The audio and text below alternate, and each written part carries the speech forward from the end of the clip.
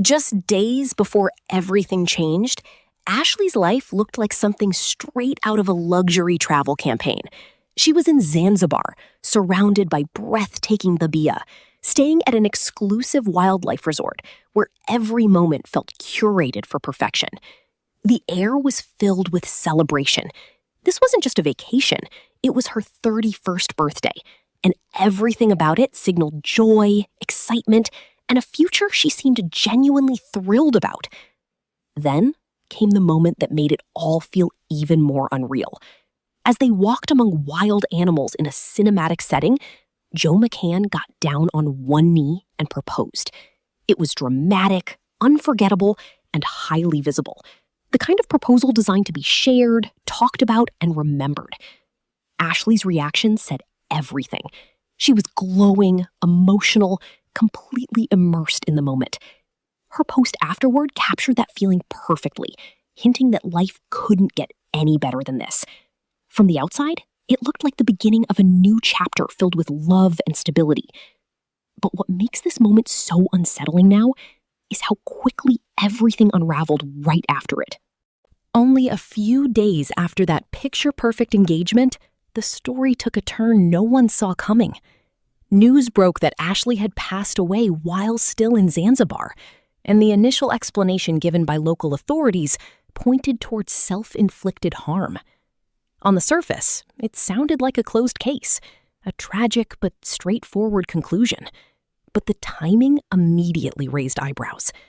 How does someone go from celebrating life at its peak to reaching such a devastating decision in less than a week? The contrast was too sharp, too sudden, and for many people, it simply didn't add up.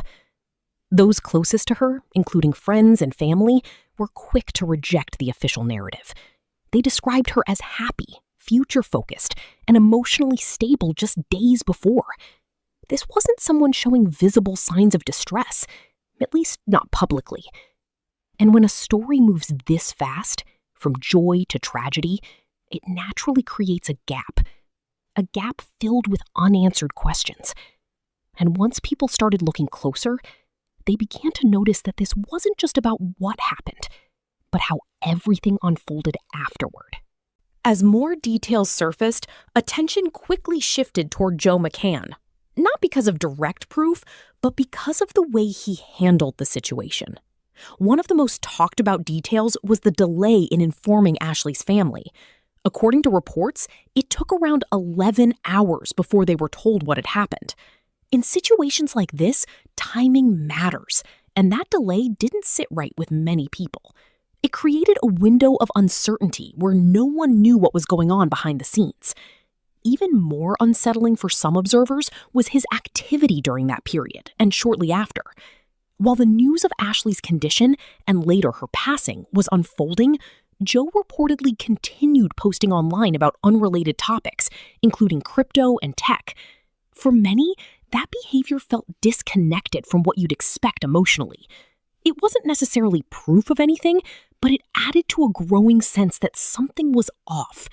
And when people started revisiting older photos and videos of the couple, they noticed something else that made the situation even more uncomfortable. Looking back at Ashlee's social media, what once seemed like normal relationship content started to feel different under a new lens. In many of the photos and videos, Ashlee appeared happy, expressive, and fully present. But some viewers began focusing on Joe's demeanor instead. His expressions were often described as stiff, distant, or unusually serious, especially when compared to the energy Ashlee brought into those same moments. At first, these are the kinds of details most people would ignore. But what made it more unsettling were the comments that had already been there long before anything happened. Followers had warned her, sometimes jokingly, sometimes more directly, suggesting that something didn't feel right about him. A few even made exaggerated predictions about him potentially harming her. At the time, Ashlee brushed those comments off, responding casually and not taking them seriously. But after her death, those same comments resurfaced, and suddenly they didn't feel like harmless internet noise anymore. they felt like missed signals. And as unsettling as that was, it still wasn't the most concerning part of the story. As discussions intensified, certain reported details about the condition of Ashlee's body began circulating online, and these details added another layer of complexity to the situation. Some accounts mentioned marks around her neck that didn't fully align with a straightforward explanation. In particular, the mention of what appeared to be more than one mark raised questions among observers trying to make sense of the scenario. In typical cases, specific patterns are expected, and anything outside of that can lead to speculation about whether there was a struggle or additional factors involved.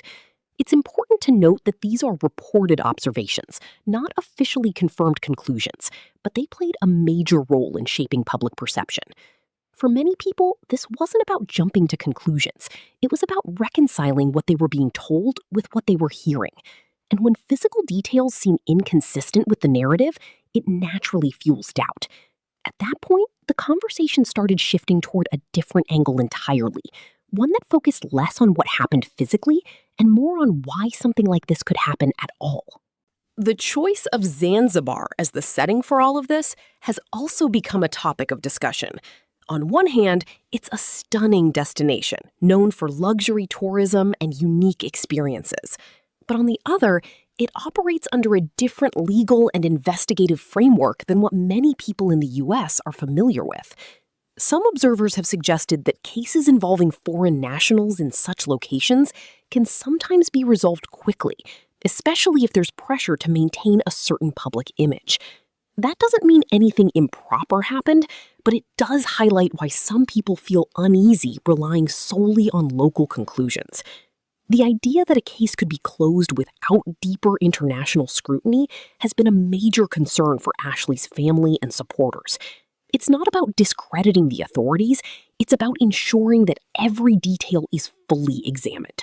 And that concern is exactly what pushed the situation into its next phase, where the focus is no longer just on speculation, but on seeking answers through official channels. As the background story came into focus, attention turned toward Joe McCann's professional life, particularly his involvement in the crypto space. Reports suggested that his fund had suffered significant losses. Figures as high as 80% were being mentioned, which in financial terms represents a massive setback. For investors, that kind of drop can be devastating, and for someone managing those funds, the pressure can be intense. Around the same time, there were also discussions about a new venture he was planning, one that aimed to raise a substantial amount of money, despite the recent losses. To some observers, that combination, major financial pressure followed by an ambitious new project, created a narrative of someone trying to recover quickly from a difficult situation. Then came the mention of a life insurance policy, reportedly taken out with Joe as the beneficiary. Again, nothing here proves intent, but when these elements are placed side by side, financial strain, a large policy, and a sudden tragedy, people naturally start connecting dots. Whether those connections are valid or not is still unclear, but they added another dimension to a case that was already full of unanswered questions. And just when it seemed like the focus was on motive, the conversation shifted once again, this time to location. Ashlee's family has made it clear that they are not satisfied with the current explanation, and they are actively pushing for further investigation. They've called for involvement from U.S. authorities, including federal agencies, in hopes of getting a more comprehensive look at the case. This includes examining forensic evidence, reviewing digital activity, and taking a closer look at any financial connections that could provide context. There are also reports that private investigators have been brought in, which shows just how serious the family is about uncovering the truth. For them, this isn't about speculation or online theories. It's about understanding exactly what happened to someone they loved. As more attention continues to build around the case, it's becoming clear that this story is far from over. What started as a seemingly straightforward report has evolved into a global discussion filled with questions, doubts, and a demand for clarity. And until those questions are answered, one thing remains certain. This case isn't going away anytime soon.